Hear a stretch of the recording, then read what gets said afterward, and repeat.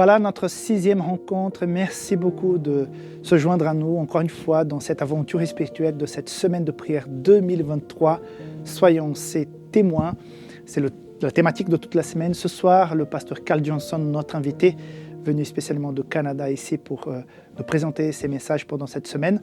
Il va parler un témoin dans la mort. Qui a été ce témoin dans la mort? On va découvrir tout à l'heure avec son message.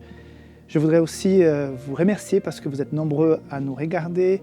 C'est une toute petite chaîne et nous sommes très contents, même si cela peut ne pas représenter beaucoup pour certains. Pour nous, chaque personne qui nous joint, chaque personne qui commente, qui partage, c'est une grande joie. Nous sommes une petite équipe ici à Safelis Media, mais nous sommes vraiment contents de toutes ces personnes qui témoignent de leur affection par rapport à notre production. Safelis n'est pas seulement là pour vendre des livres, des Bibles, ou faire des émissions, nous sommes aussi pour vous accompagner spirituellement. Comme je dis chaque soir, si vous avez une requête de prière, vous avez un formulaire en bas de cette vidéo. Mettez votre requête, votre demande de prière. Peut-être vous passez par un moment difficile dans votre famille, un problème de santé, un problème financier. Partagez-le, vous pouvez faire de façon anonyme, pas besoin de mettre votre nom. Nous allons donc intercéder pour vous. Et si vous souhaitez prendre du temps et si vous aimez la prière, l'intercession, que vous puissiez aussi rejoindre notre groupe d'intercession. Il y a un deuxième lien en bas de la vidéo où vous pourrez donc joindre un groupe WhatsApp et recevoir les requêtes de prière directement là-dedans selon le nombre de requêtes que nous recevons. Encore une fois, j'ai un produit à vous présenter ce soir qui est extrêmement connu, un livre que j'ai lu aussi quand j'ai vécu ma conversion, qui a eu un impact très fort dans ma vie et dans la vie de milliers de personnes. C'est un des livres les plus imprimés au monde. Il s'agit donc de la tragédie des siècles. Dans ce format d'évangélisation, vous savez que la Conférence Générale fait un effort spécial en 2023 et 2024 pour la distribution massive de ce livre. Safelis a déjà imprimé plus de 3 millions de copies de ce livre. Et nous avons aussi la version française disponible pour vous. Nous vendons aussi des cartons tout en entier si vous voulez partager autour de vous. Sachez donc qu'il est disponible si vous vivez en Europe sur publicationadventiste.com.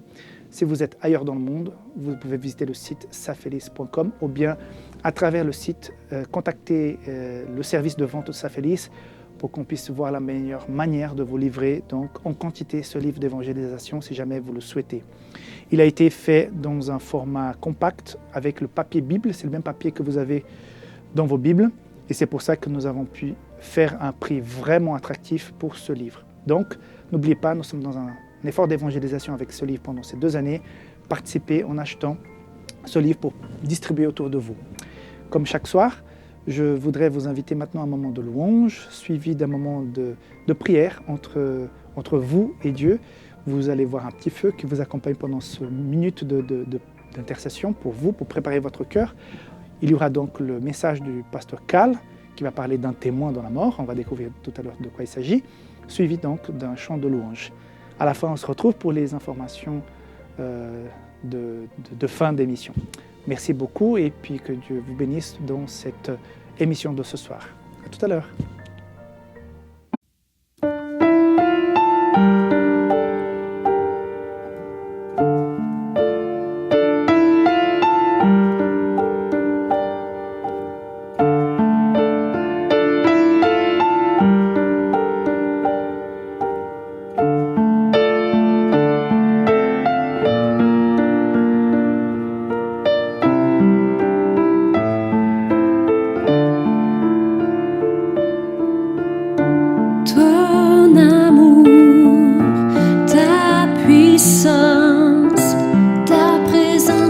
Dans ma vie, ton amour, ta puissance, ta présence dans ma vie, je veux t'adorer de tout mon cœur, je veux t'adorer de toute mon âme, je veux toute ma force, car tu es mon Dieu. Tu es mon Dieu. Ton amour, ta puissance,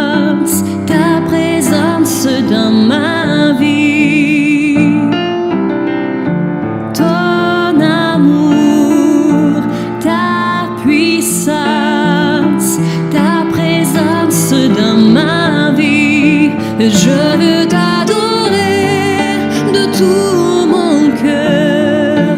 Je veux t'adorer de toute mon âme. Je veux t'adorer de toute ma force, car tu es mon Dieu. Tu es mon Dieu. Je veux t'adorer de tout mon cœur. Je veux t'adorer de toute mon âme. Je veux t'adorer de toute ma force, car tu es mon Dieu. Tu es mon Dieu. Tu es mon Dieu. Tu es mon Dieu.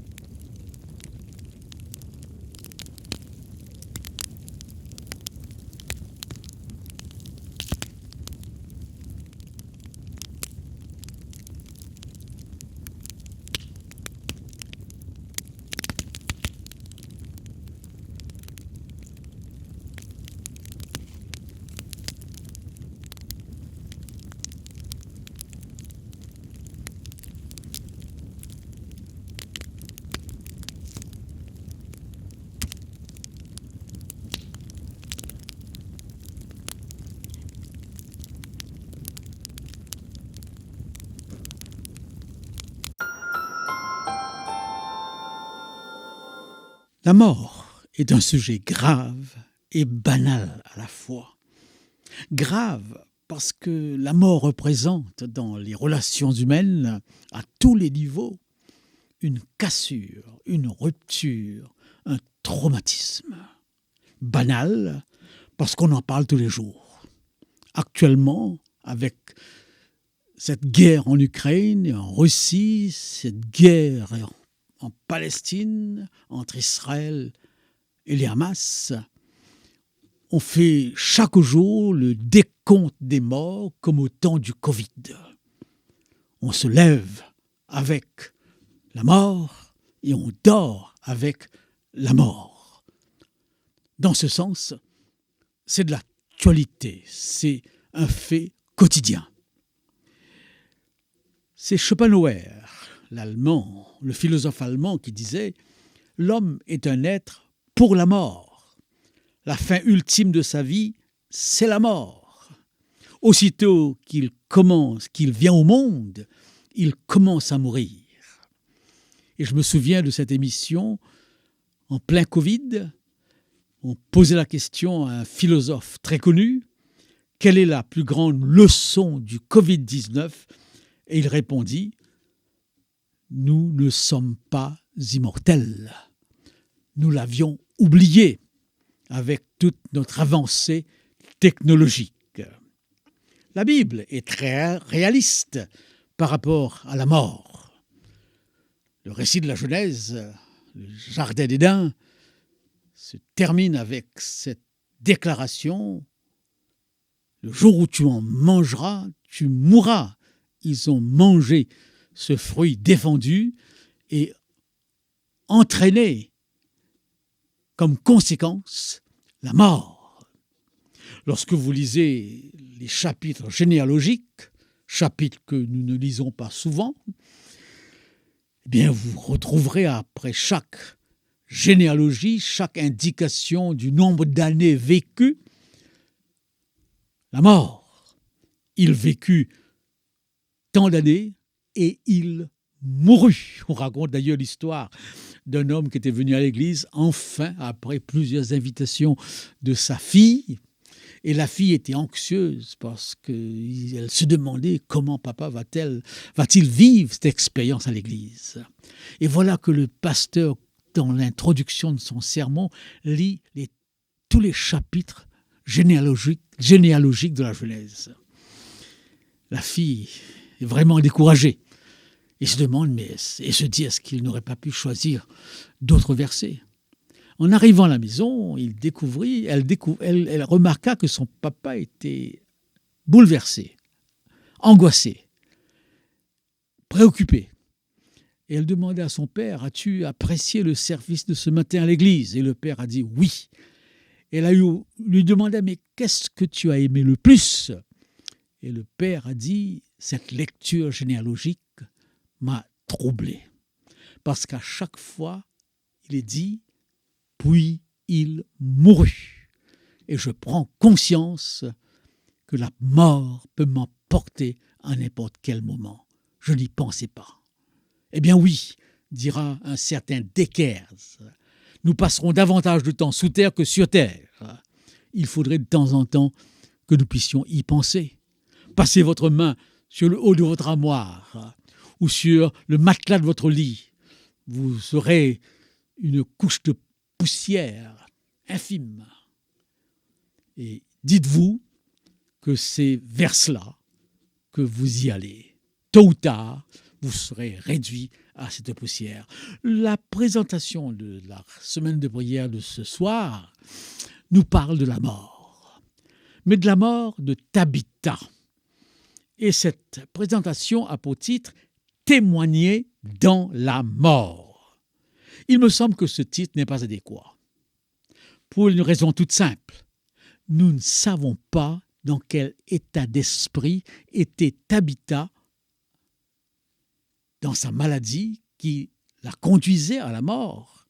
Le texte dit tout simplement « Elle tomba malade et mourut ». Son témoignage n'est pas par rapport à sa mort. Son témoignage est par rapport à ses œuvres de charité qui étaient connues dans son environnement. Tout le monde parlait de ses bonnes œuvres. Elle est morte dans le Seigneur et ses œuvres l'ont suivie. Mais qu'en est-il de son état d'âme face à la mort? Le texte ne nous dit rien. C'est pourquoi je vais me permettre de changer les choses et je dirais même de personnaliser ce titre. Quand on me demande comment je choisis mes sermons, je réponds, premièrement, le calendrier de l'Église m'impose des sujets. Deuxièmement, je parle d'actualité. Je fais de cette déclaration du théologien Karl Barth, je lis ma Bible, le journal à la main, je me fais, je suis de très près cette injonction et je pars très souvent d'un fait divers de l'actualité parce que je me dis que si la Bible doit être une parole pour aujourd'hui, pour nous, elle doit nous parler au travers de ce que nous vivons maintenant. Mais il m'arrive de parler d'une expérience, de partir d'une expérience vécue que j'ai lue, ou alors d'une expérience que j'ai vécue. Ma femme est morte il y a 3 mois maintenant, et je suis encore habité par ce qui s'est passé, par sa mort. Elle est morte dans un centre palliatif après 5 ans où son cancer au cerveau est revenu avec force. Pendant 2 ans, elle était, suivant les médecins, en rémission. Il n'y avait pratiquement aucune trace de ce cancer. Mais en 3 semaines, ce monstre est revenu. Et sa vie était limitée à 2 mois seulement. Ce fut un choc de l'apprendre. Ma fille et moi, nous sommes les seuls actuellement au Québec et ce fut terrible de savoir qu'elle n'avait plus que 2 mois à vivre. En réalité, elle a vécu 3 mois. J'ai vu donc la mort s'installer, la mort progresser et la mort l'envahir pendant l'écoulement de ces 3 mois. Elle est morte dans le Seigneur. Je peux l'affirmer. J'étais moi-même extrêmement surpris devant sa sérénité, devant sa paix. D'ailleurs, une des préposées de ce centre palliatif me disait un matin, elle sera dans nos archives. Elle voulait dire qu'on ne l'oubliera pas. Et elle m'expliquait, cette préposée, que d'une manière générale, les gens sont agités, les gens sont angoissés, et c'est très rare de voir une personne mourir dans le calme. Une autre personne qui est venue d'ailleurs à la cérémonie mortuaire et qui a rendu un témoignage au sujet de la mort de ma femme, il a dit « Depuis 7 ans que je travaille dans ce centre palliatif, c'est la première fois que je vois une personne mourir avec autant de signification. Cette mort est pour moi significative et quand il m'écrit, elle parle toujours de ma femme en disant « Sainte Ariane ». Cela nous choque. Nous ne sommes pas habitués à cette façon de parler, bien que la Bible s'adresse à nous comme des saints. Oui, elle est morte dans le Seigneur. Et quand elle a voulu que nous lisions pour sa cérémonie mortuaire le psaume 23, j'ai tendance à dire qu'il y a plusieurs façons de mourir. On peut mourir après une longue maladie. On peut mourir très vite, après un AVC, une crise cardiaque, un accident de la route. On peut mourir à petit feu, lentement, progressivement, en sachant exactement qu'un calendrier nous est fixé. On n'ira pas au-delà de tant de jours ou de tant de semaines. J'ai vécu la mort de 2 enfants, mort subite, qui provoque un choc. Lorsque le sacrificateur Élie apprend que ses 2 fils sont morts, le choc est tellement grand qu'il tombe à la renverse. Et comme il était pesant de corps, il s'est brisé la nuque. J'ai lu que des personnes, en apprenant la mort immédiate, subite d'être chers, ont perdu la parole, sont devenus fous ou ont vu leurs cheveux blanchir. La mort est quelque chose de terrible. Mais mourir à petit feu me rappelle un spectacle d'enfance. Je viens d'une île et souvent j'allais au port et là je voyais les bateaux partir et je les regardais jusqu'à ce qu'ils disparaissent à l'horizon. Et je restais pendant plusieurs minutes à chercher à l'horizon la voile ou la fumée de ce bateau. Il avait disparu. J'ai toujours aussi été impressionné par un coucher de soleil. Je regardais les rayons qui disparaissent aussi d'un seul coup à l'horizon. Et bien sûr, la métaphore de la flamme qui diminue en intensité et qui tout à coup disparaît. Des images qui ont quelque chose de merveilleux, mais qui ont aussi quelque chose de dramatique. J'ai écrit un livre sur ce temps de la mort de ma femme dans ce centre palliatif que j'ai intitulé « Clair-obscur ». Oui, une période où la lumière est là, mais en même temps, l'obscurité est là. Une période où on voit s'éteindre petit à petit toutes les lumières. Oui, la vallée de l'ombre et de la mort, quand je marche dans la vallée de l'ombre de la mort. Ce psaume 23, qui est le psaume du berger, que tout le monde connaît par cœur, que j'ai appris dans mon enfance, n'est pas toujours facile à comprendre. Plusieurs métaphores de ce psaume ne forment pas partie de notre vie actuelle. Déjà, le mot berger, que nous comprenons très bien, nous est loin. Nous n'avons plus de berger autour de nous, sauf dans certains pays où on peut encore en voir. Lorsque David dit, eh bien, il dresse devant moi une table en face de mes adversaires, c'est qu'il est roi. Il a des ennemis, ce n'est pas le cas pour nous, à moins que nous extrapolions le texte. Lorsqu'il parle de la coupe qui déborde, eh bien, qu'on nous induile sa tête et que sa coupe déborde. Il parle de sa royauté. Donc, tous ces éléments nous sont étrangers. Mais lorsqu'il est dit, quand je marche dans la vallée de l'ombre de la mort, alors là, nous comprenons tout. Parce que nous savons ce que c'est qu'une vallée entre deux montagnes.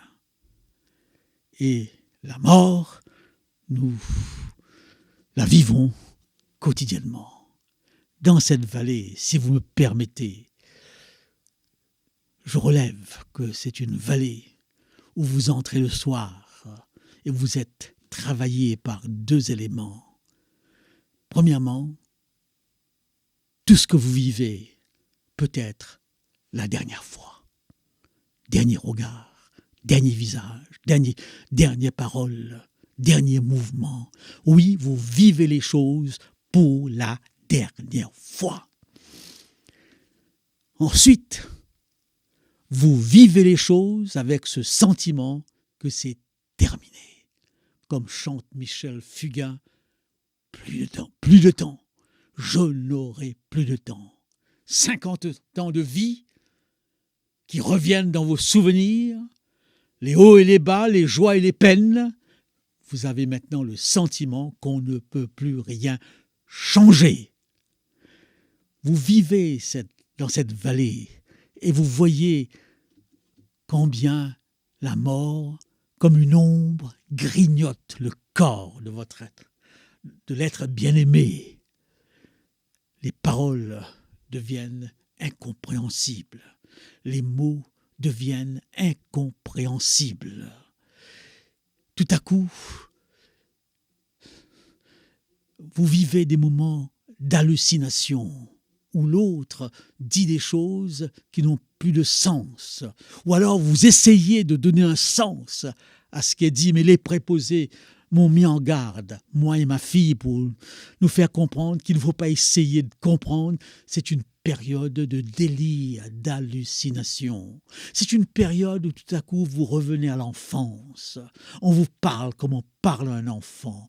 Et vous êtes complètement à la merci d'un autre pour manger, pour boire, pour vous habiller et même pour votre toilette. C'est un spectacle dur à suivre. Ensuite viennent de la part des amis tous ces emails, tous ces coups de téléphone, toute cette avalanche d'encouragement honnête, sincère, mais parfois un peu déplacé. Les mots n'ont plus de sens. Comment ça va ? Ça n'a pas de sens. Prends cela un jour à la fois. Ça n'a pas de sens non plus. Et je vous dirais même que les versets bibliques perdent leur sens. On m'a rappelé la grandeur de Dieu, la puissance de Dieu, les miracles de l'Ancien Testament, les miracles du Nouveau Testament. Eh bien oui, je les entends, je les écoute, j'en ai fait des sermons sur tout cela. Mais pour l'instant, elle est en train de mourir et il n'y a rien qui se passe. Quelqu'un m'a dit, t'inquiète pas, c'est Dieu qui gère. Et je regarde ma femme mourir et je me dis, ce n'est pas Dieu qui gère, ce sont les médecins, ce sont les infirmiers, infirmières, c'est les médicaments. Certains oseront même me dire dans une foi d'un enthousiasme particulier, t'inquiète pas, à la dernière minute, le miracle aura lieu. Il n'y a pas eu de miracle. Et je vous le dirai en toute franchise, même si cela vous choque, j'ai prié pour elle au début de sa maladie et j'ai cru qu'elle était guérie. Elle l'a été pendant 2 ans, mais dans cette phase finale, je demandais à Dieu qu'une seule chose, qu'elle puisse partir sans souffrance et qu'elle puisse partir dans la sérénité et dans la paix. Et Dieu m'a exaucé.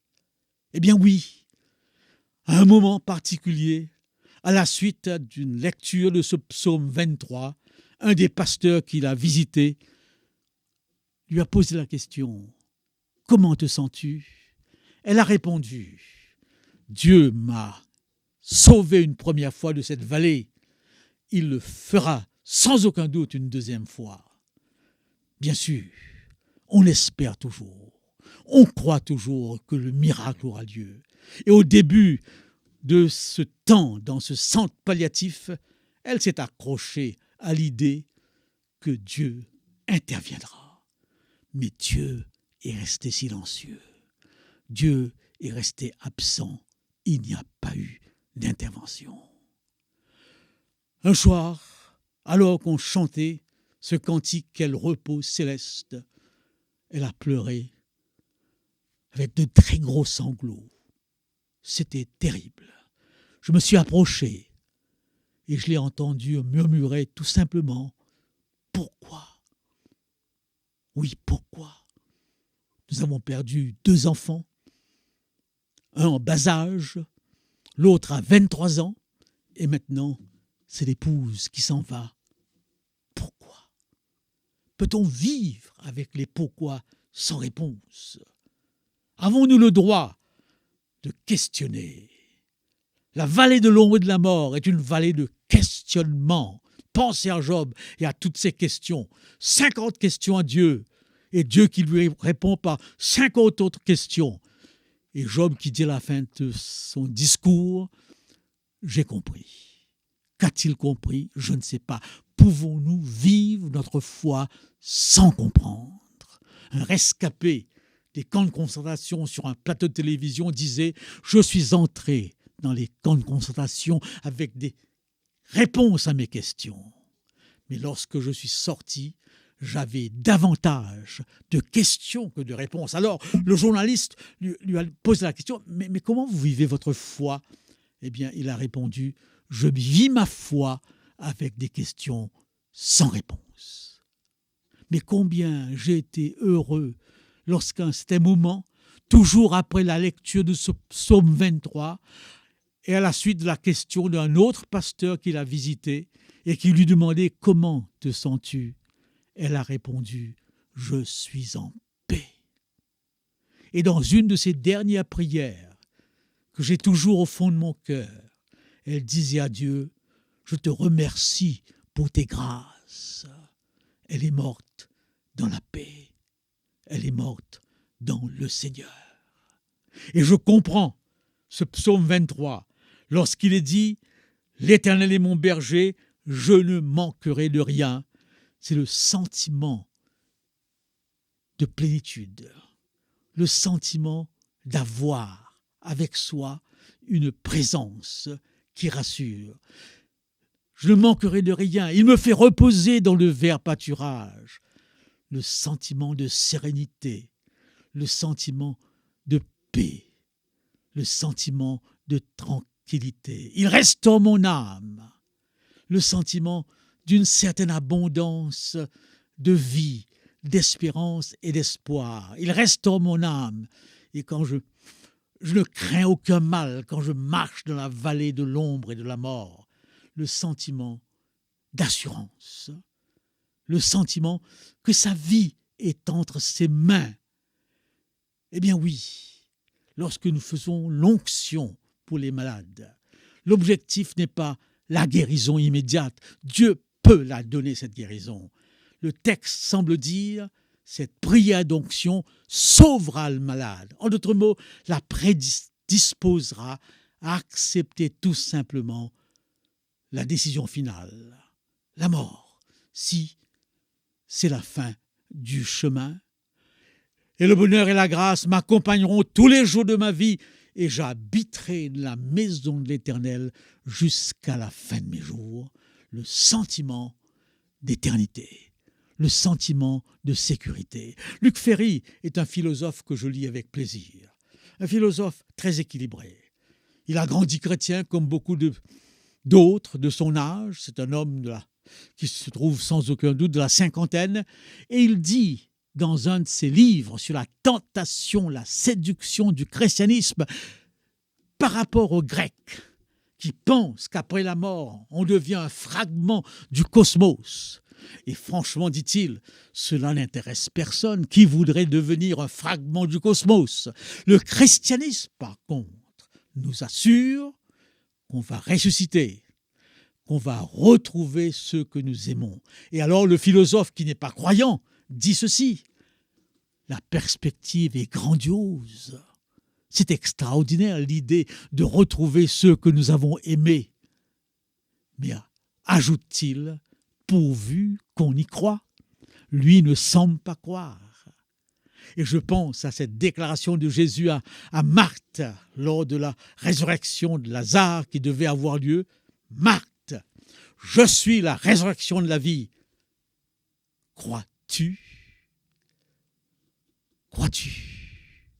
C'est finalement cette croyance que un jour je la retrouverai. Mes 2 enfants, mes parents et ma femme. Cette croyance qui est la croyance que je dirais essentielle, fondamentale. Vous enlevez cette croyance que ce corps ressuscitera, que ce corps infirme retrouvera sa fidélité, que ce corps malade retrouvera sa plénitude, comme le dit l'apôtre Paul, au son de la trompette. Les morts en Christ ressusciteront, ils ressusciteront avec leur corps. Comme ils ont ressemblé au premier Adam, ils ressembleront au deuxième Adam. Vous enlevez cette croyance dans la résurrection des corps. Il ne reste plus rien.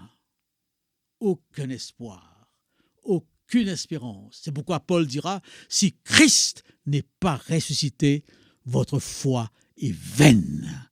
Eh bien oui, j'ai traversé dans cette vallée. Et ma femme l'a traversée aussi avec une sérénité, un calme, une force qui s'explique uniquement par le fondement de cette croyance dans la résurrection. Plus haut que l'azur des cieux, espoir d'un jour si doux. Là est un pays merveilleux. Là, Jésus réunira ce que la mort sépara. Oui, c'est notre espérance. Tabitha est morte dans le Seigneur. Je suis convaincu que ma femme est aussi morte dans le Seigneur. Mais nous vivons toujours dans l'ombre de la mort. Une jeune fille, une adolescente, qui venait de perdre sa mère et dont le père était pasteur, a dit à son père, « Papa, je ne comprends pas. Tous les dimanches, tu prêches que Christ est mort pour nous. Il est mort à notre place. Alors pourquoi maman est-elle morte ?» Le père n'a pas eu de réponse. Non, il n'a pas eu de réponse. Il a tout simplement attendu. Et alors que le cortège se dirigeait vers l'église, à pied, comme c'était le cas auparavant, un camion est passé à côté du cortège. Le chauffeur manquait de prudence et de respect pour ce cortège. Et le papa a remarqué quelque chose. Et le papa a dit à la fille, « As-tu remarqué quelque chose ?» Et la fille de dire, « Oui. » Pendant quelques secondes, nous étions sous l'ombre du camion. Alors le père lui a dit, « Tu m'as posé une question. Pourquoi maman est-elle morte ?» Voilà la réponse. La mort était vaincue. Ô mort, où est ton aiguillon? Ô sépulcre, où est ta victoire? Christ a remporté la victoire sur la mort. Mais nous vivons encore dans l'ombre de la mort. Quand je marcherai dans la vallée de l'ombre de la mort, je ne craindrai aucun mal. Que Dieu nous aide et que cette réalité si brutale, au travers de laquelle nous passons tous, tôt ou tard, d'une certaine façon ou d'une autre, soit une réalité apaisante, une réalité que nous envisagerons avec sérénité, uniquement parce que nous croyons que Christ est ressuscité et que nous ressusciterons avec lui et que nous retrouverons sur l'autre bord tous ceux que nous avons aimés et qui seraient morts dans le Seigneur.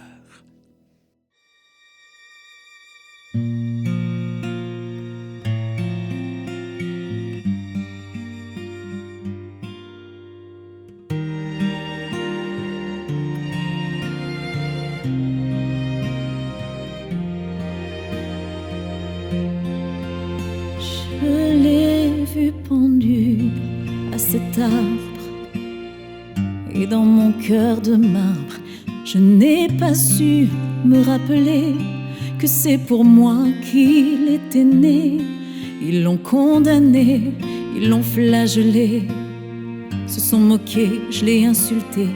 Quand son regard plein de larmes vers moi s'est tourné, dans mon cœur figé, tout s'éclairait.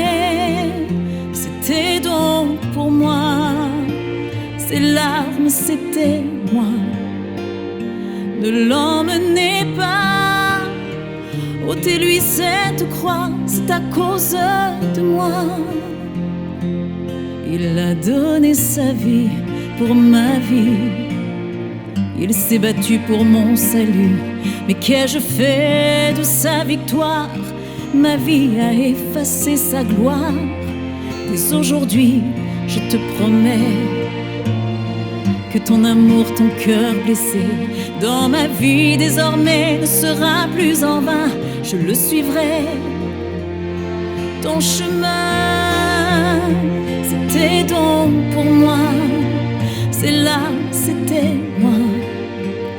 Ne l'emmenez pas, ôtez-lui cette croix, c'est à cause de moi. Oui, c'était pour moi, c'est là, c'était moi. Ne l'emmenez pas, ôtez-lui cette croix, c'est à cause de moi. Oh, combien j'aime ton nom si doux, Jésus, ce nom que j'implore à genoux. Pour moi qui n'avais rien à t'offrir que des mains vides, un cœur aride, tu n'eus pas peur de mourir. Dès aujourd'hui, je te promets que ton amour, ton cœur blessé, dans ma vie désormais ne sera plus en vain. Je le suivrai, ton chemin, si tu me tends la main et si tu la tiens bien. J'attendrai ton retour, j'attendrai ton retour, si tu me tends la main.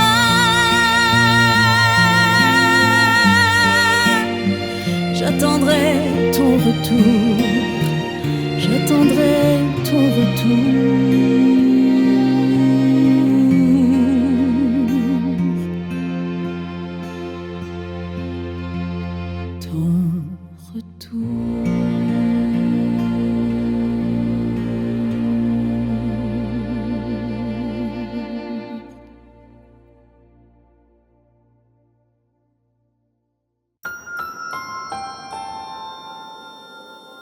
Voilà, merci beaucoup de votre présence. C'était donc notre 6e rencontre.